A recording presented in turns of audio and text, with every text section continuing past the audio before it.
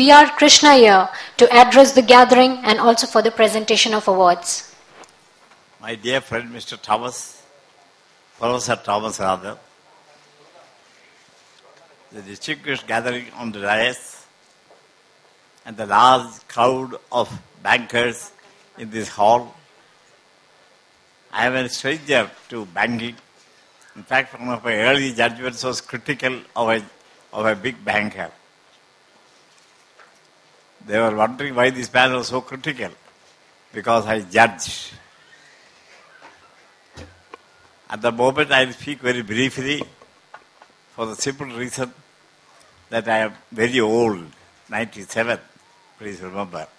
I have other deformities, difficulties, disabilities, but I managed to be present in various places, and people are misled into thinking that I am a mobile creature. I am not.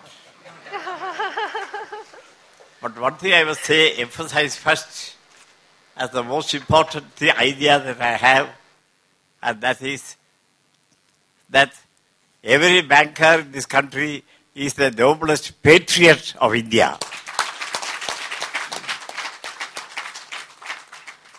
Don't speak to me about the profit you make. Don't speak to me about the poor people whom you have saved or other industries which have survived because of your ability to save them.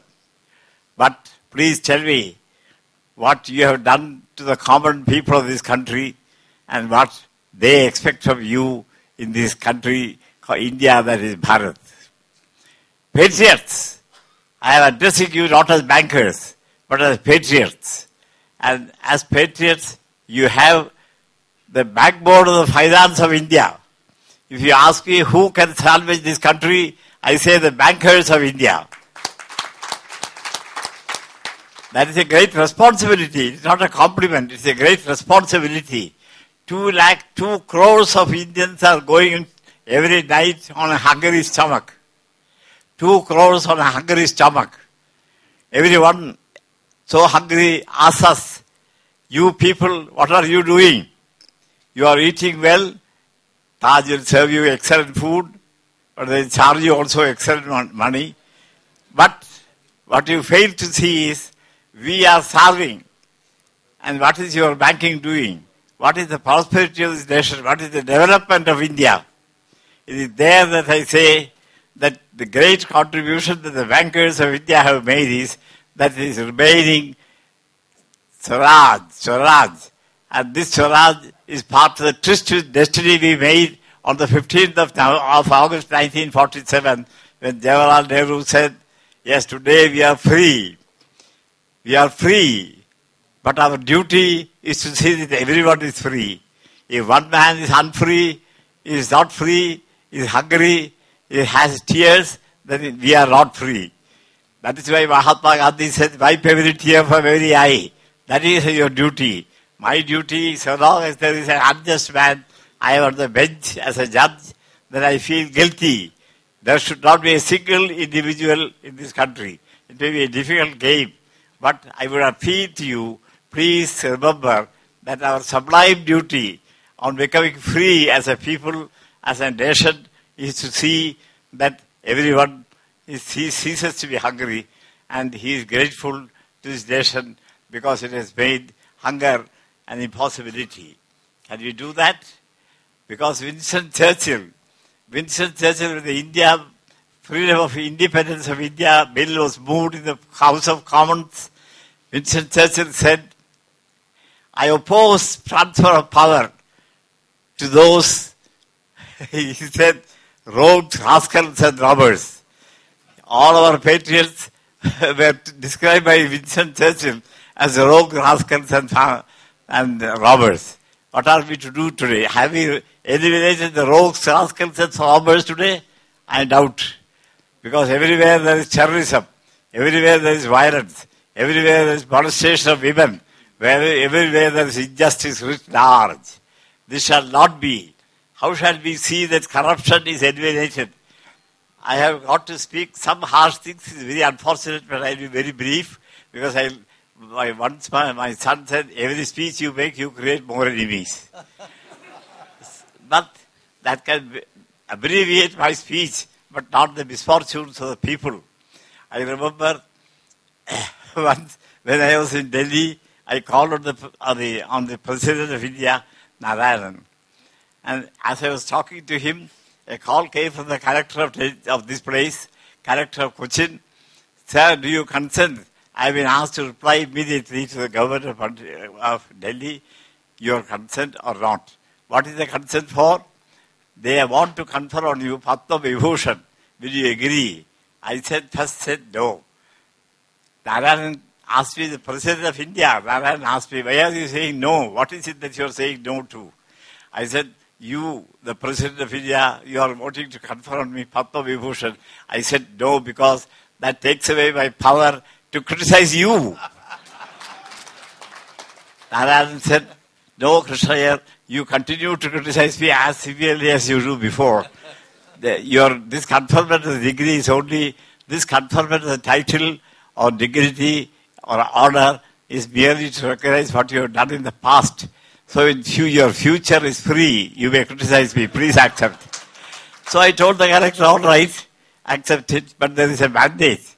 And that is, I mentioned that because of Ravi is here. He has also got a title. The condition is you shall never use it in your public platform or in your addresses and things like that. So I am not Vibhushan. I am merely simple Sri Krishna Iyer. Now, there is so much to be done by you. You are the backbone of the finance of India. Are you not proud of it? No judges are. No judges are. They are now they are adding to the number of corrupt people, judges also. And there is no provision for punishing them. There are persons who are corrupt. They are not being punished. They are not being inquired. There is only a detailed, elaborate, unworkable procedure of impeachment. We want some provision by which judges are also, like other common people, shall be free from corruption and shall not in any manner bring discredit to the noble profession of the judiciary. I would like to tell you again, please remember that every day you do your duty in the banking offices, please remember the poor man of this place, the poor man of India, the hungry man of India, the cheerful man of India. To him, you must remember, you are being a banker, you are a trustee. Every bank is a trust. When Indira Gandhi nationalized the banking, I was on the bench and I felt, yes, this was the first time recognizing the public dimension of every bank. Every bank is a trustee. You are a public trustee, the trustee of the people. And to them, you owe so much to relieve them of their poverty, of their tears. And I am sure this country is doing what it does, and it is doing great things today. America itself is crashing, but India is not. Because we are a great spiritual people. Many people hate the word spiritual. But I feel we are great because we have a spiritual tradition, and whatever happens to the materialist dimension of India's progress, we are not making much progress in that sense, but still we have a spiritual core in our culture. That spiritual core keeps us alive. Vivekananda is the man. The great patriot is Vivekananda. He said, hey, Brahmins in Madras, they accused him of going and teaching Vedas in America. Then he said, hey, Brahmins, do you share, do you care, do you share for the poor people and who shed tears, who are hungry? Are you doing it? No. Every religion is a manifestation of the divinity already in man. Each one of you is divinity. Somebody just now mentioned that each one of us is divine. There is a God in each one of us. God, Madhava Seva, Madhava Seva. Madhava Seva, Madhava Seva. So please remember, so long as you dedicate yourself to the creation, all creation, and that's why in our fundamental rights, without perhaps consciousness of it, our constitution papers have said, it is a painful duty, it's a fundamental duty of every Indian. To do what? It's a fundamental duty to feel compassion for all living creatures. Do we feel compassion for all living creatures? Then you are the greatest patriot of this nation. You bankers, I appeal to you. Please remember that so long as the bankers, who are the backbone of the finances of the nation, do their duty to the best of their ability, India will always be a great nation, a great nation. You are the bakers of India. Please remember that. I remember once Mahatma Gandhi addressed, and I was a student, and he said,